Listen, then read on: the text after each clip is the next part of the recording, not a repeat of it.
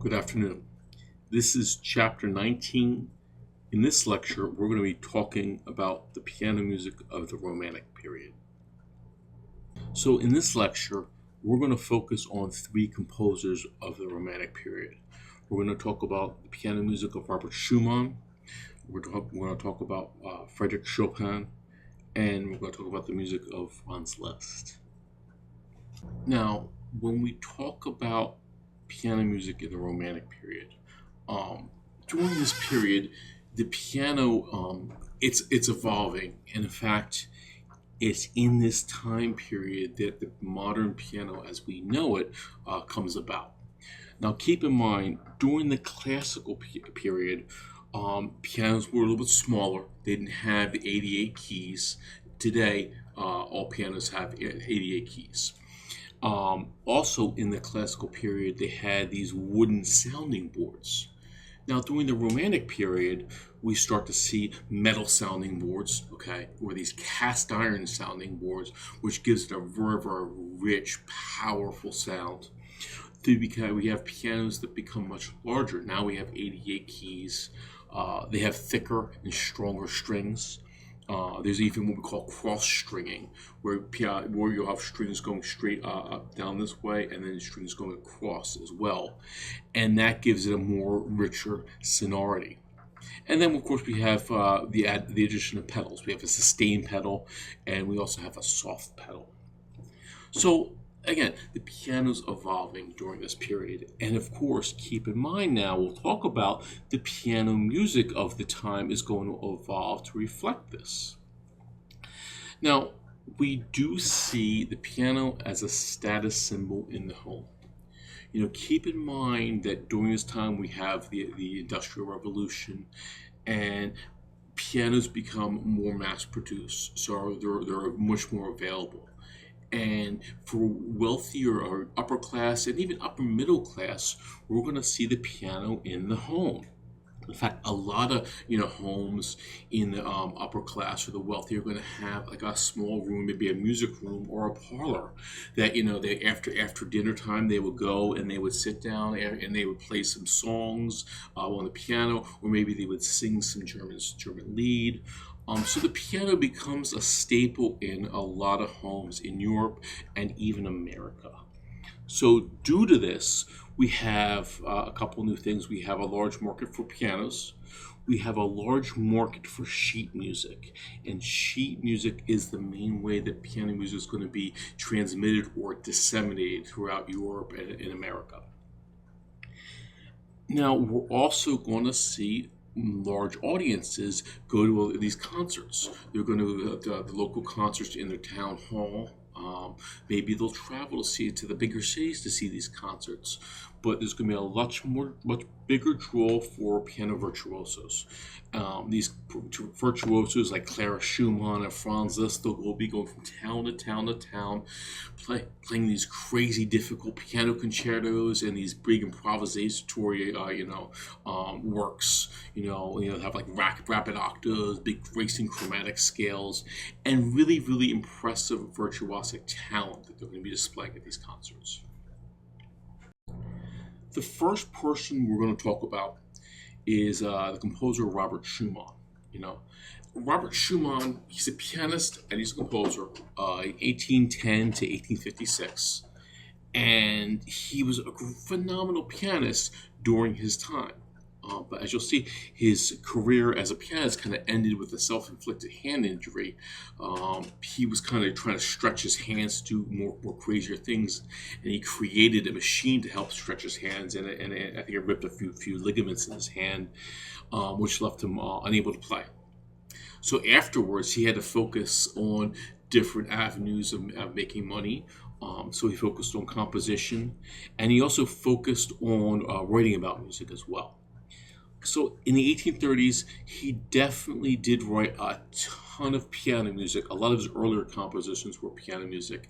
And if you're a professional pianist, or if you're studying seriously the keyboard, you're going to play pieces like the Carnival or the Kindersang, or so forth. These are very, very important pieces. He did suffer. He was bipolar.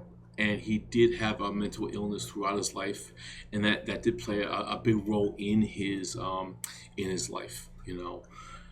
But a couple things that he does is, you know, his impact in music is he started a high-end music magazine, and he starts writing about up and coming composers, and he's basically one of the first music critics. He starts this magazine called Die Neue Zeitschrift für Musik, you know, and he writes about Brahms and how Brahms is a young, you know, composer, and he's going to be the next Beethoven. And by him writing and being a music critic, really helps make the composer Brahms a big name in the Romantic period.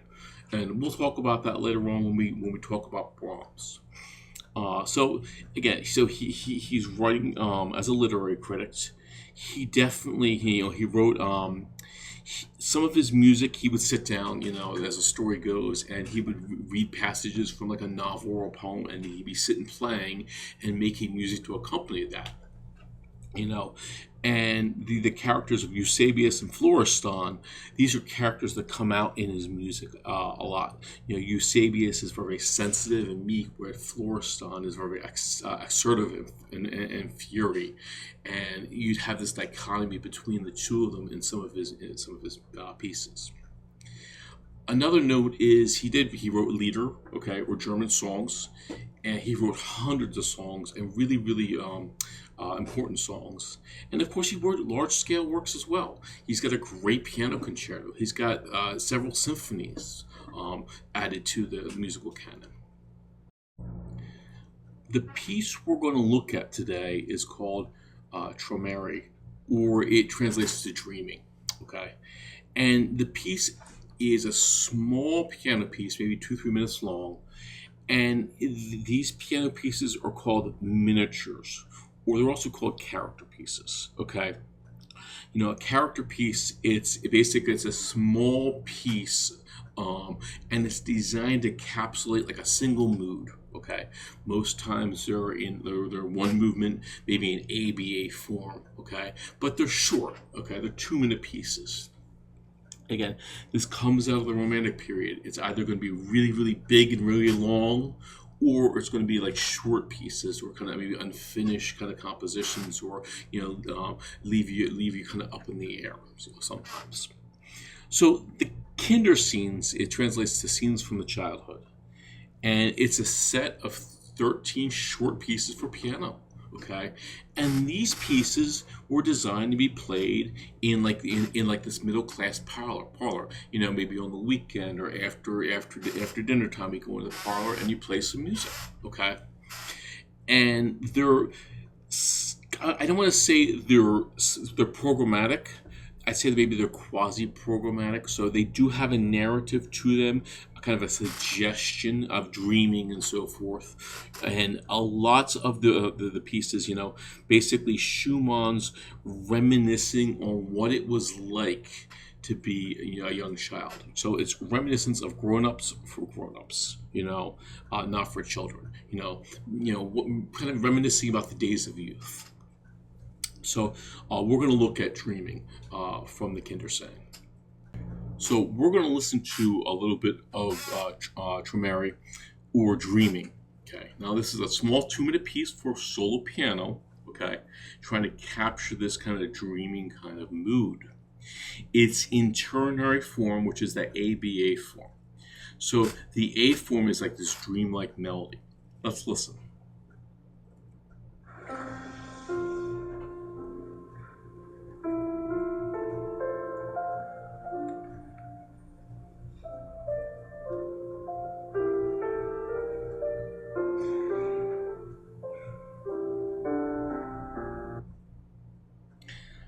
So that's, it's kind of slow, kind of dreamlike, and then it's going to play, and then in the midsection, the melody it's similar to the A section, but the harmonies are a little bit more chromatic and a little more distant. Let's listen.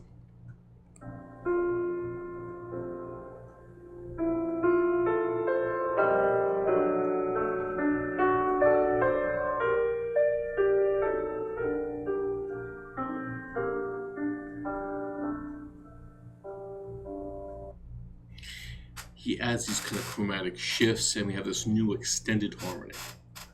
And then afterwards, we go right back to the A section again. So that's how this piece is constructed. Again, it's a 2-minute piece, and again, it's from a set of 13 pieces. Frédéric Chopin. Now, Chopin is probably one of the most important composers for the piano. Okay, hands down, he's probably the only composer in the Romantic period who mainly only writes exclusively for piano. About 90% of his output of compositions is primarily for the keyboard. And if you study the piano, you study seriously, you're going to be playing his music. I guarantee it. And it's really, really wonderful stuff. So, of course, he gets the nickname the poet of the piano. And Chopin, he was Polish by birth, born in Warsaw, but he spends most of his time in Paris, living among the elite. He remained in Paris after Russia actually invades and takes over Poland during the the 19th century. And so he's living as like this expat in Paris, France, and he becomes a voice for Polish nationalism. And how does he do that? Well, he writes a lot of his pieces incorporate maybe Polish folk melodies, or he uses Polish dances, and he tries to bring this like awareness of Poland through his music. Now, he makes a lot of money through teaching and publishing. He's not as avid a performer as like Paganini and Franz Liszt. He was definitely reserved in that matter. He did play for small gatherings. An important note is he definitely had a lengthy affair with Aurore Dudevant, and she was an authoress at the time, and she had a pen name George Sand. Because keep in mind, back in the day, for females to be authors, it was frowned upon. So she used a pseudonym, George, a male name, and so forth. But she was a very, very interesting character. She wore men's pants in 1830s Paris, smoked cigars, and wrote these kind of racy novels. So his compositions definitely, they're really, really wonderful. He writes everything from ballades to the preludes, nocturnes. He does write piano sonatas. Many of his compositions are based on Polish dances. There's a series of pieces called mazurkas that he writes. And one important term that we want to know is there in bold is he uses rubato. Okay. And if you remember from another lecture, I talk about, if rubato is going to be that stretching of time, or it's also called rob time, where maybe you're going to speed up to a big, big moment, or maybe you're going to slow down for this big, big climax, okay? It's not a consistent, steady meter. It's like that stretching of the tempo. The piece we're going to look at is a nocturne by Chopin. And this nocturne is going to be in E flat major, Opus 9. And, keep in mind, a nocturne is going to be, it's a solo piece for piano, maybe 5-10 minutes long, depending. Usually a lot of them aren't that long. It's usually only one movement. And it's based on a vocal genre. And no one's singing with this, it's just the piano solo. But the idea is you kind of want to write a melody that's very, very lyrical, able to be sung, okay? And that's a big thing in the Romantic period, making your instruments sing, okay? These pieces came into favor around the 1820s, 1830s, and Chopin writes a whole series of nocturnes, and all of them are really, really ornate, and a lot of them this is probably his most famous one, the one in E flat. The form is a theme and variations, and we're going to get into that, but I'll play the melody now, and then he's going to vary it through several different variations. Let's listen to the melody.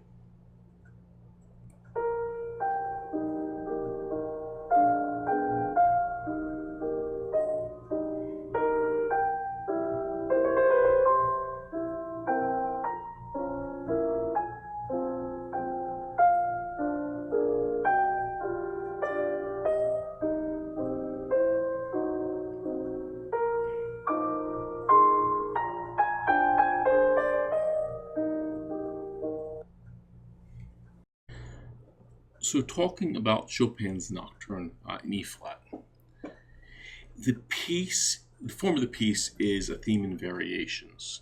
So we're going to start off with this theme. It's a beautiful, very lyrical or singable melody.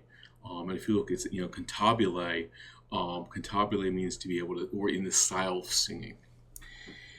And so he's going to present this melody, and then each variation, what he's going to do is he's going to add ornaments to this. He's going to add maybe little turns or maybe little trills in the right hand, and the left hand is going to be pretty much, the chords are going to stay pretty much the same. Okay. So let's play the theme first, and then we'll go through a few of these variations. Let's listen to the theme.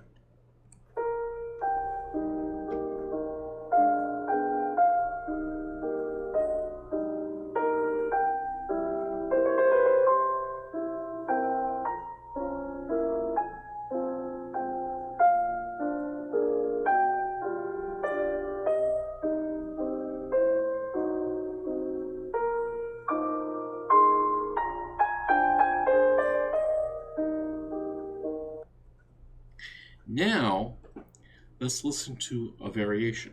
Okay, so you're going to hear the same harmonies and you'll hear the same melody, but it's going to be altered. Let's listen.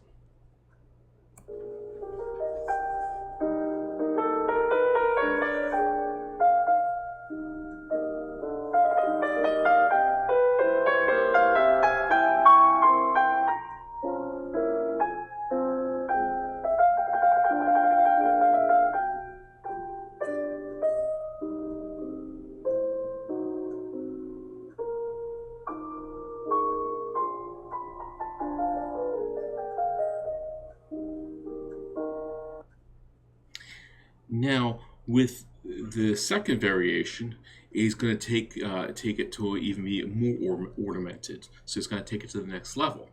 Let's listen to variation number 2.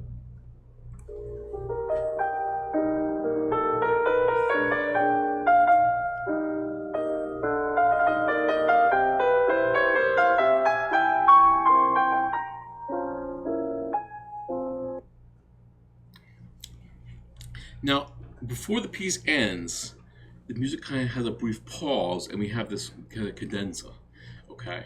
And so let's listen to this. And what he's doing is he's kind of prolonging, and will give us more anticipation before we have this like final resolution.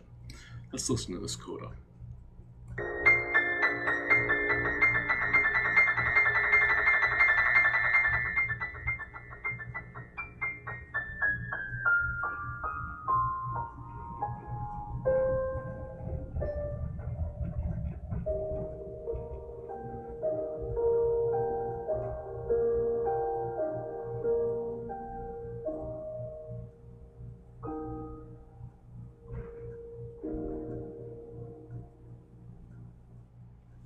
And then we end the piece in this dreamy, kind of beautiful, setting. Franz Liszt. Now, Franz Liszt is probably one of the most important pianists of the 19th century as well. And his music is a little bit different than the music of Chopin, because his music for piano is extremely virtuosic and extremely difficult to play. And he made his career as an international touring virtuoso. He would be going from city to city to city all throughout Europe, playing these concert tours that would sell out halls. And people's response was hysterical, okay? People loved Liszt. They loved seeing all these flashy, flashy scales and these crazy, crazy, virtuosic gestures on the piano. So we have this, he's kind of one of the first rock stars that we have in the 19th century. Audiences would respond to him like they would respond to pop stars today. Anywhere from like the Beatles back in the 60s to like Lady Gaga or Taylor Swift, where they'd have this kind of hysteria around their concerts. Now, his compositions demanded great virtuosity, and he wrote for himself. He wrote for his own performances. Definitely something. He was definitely credited for creating the modern recital. Okay, In the what is the modern recital? So most times when you play a piano recital, you play it from memory. Okay, so one pianist is going to go out there and play a 2-hour concert from memory, and be a single soloist or have a single event. And that's challenging. That's extremely challenging to do because you have to have a lot of what we call repertoire, a lot of pieces prepared. And to play for 2 hours, you have to have some endurance for that as well. Um, Before that, concerts were a little bit different, where you may have different artists playing, and you may not only just have a solo piano concert. They may mix it up. Maybe have like a voice and piano piece, maybe a solo piano piece, and then maybe a small ensemble piece as well. But by the end of the 19th century, we have this idea of a piano recital where the soloist is going to go out and he's going to play a 2-hour concert from memory, and that's a definitely that's creation that's what Liszt created. Continuing and talking about the challenges and difficulties of Liszt's music. Okay, so if you see on the screen, there's two pictures here. One's a diagram of his music, and it's this wild kind of crazy cadenza that the pianist would have to play.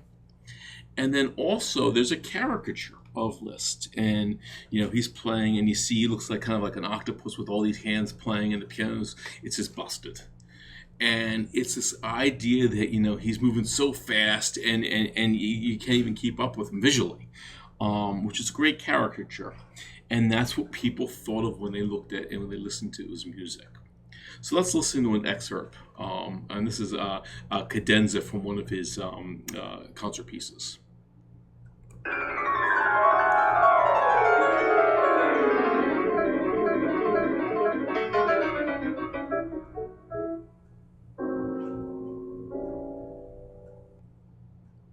So again, these kind of crazy descending chromatic scales and so forth, and that's typical music that you're going to find with Franz Liszt.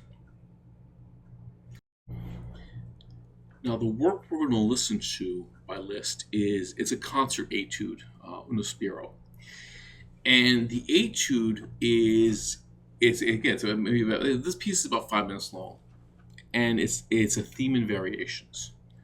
Now, we want to watch it. Make sure you definitely watch it on Canvas, because I have a performance of it where you can actually see the visuals of this, and it's important to watch.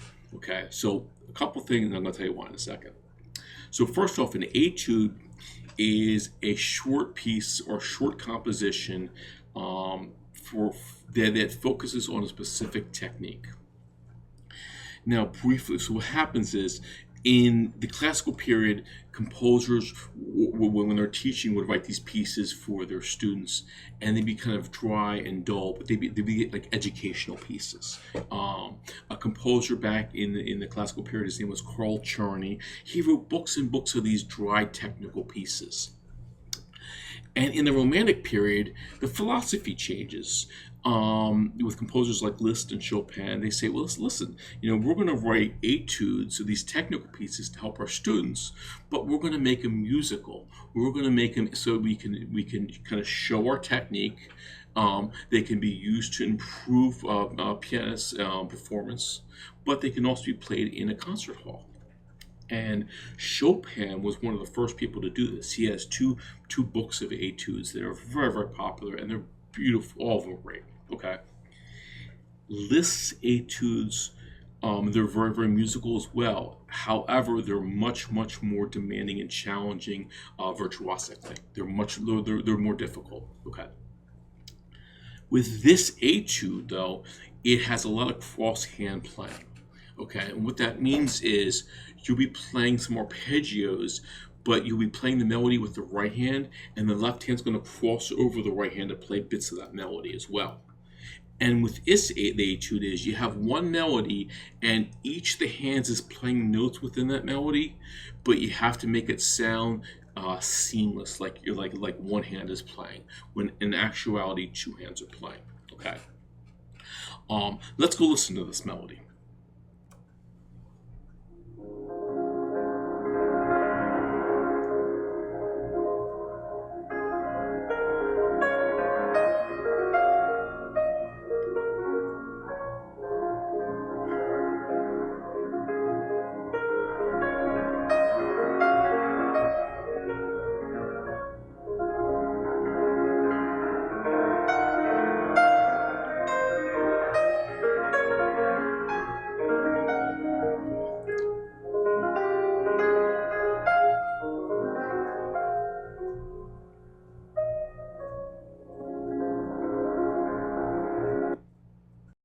So this concludes chapter 19, talking about the piano music of the Romantic period. Keep in mind we talked about the music of Schumann, Franz Liszt, and Frédéric Chopin.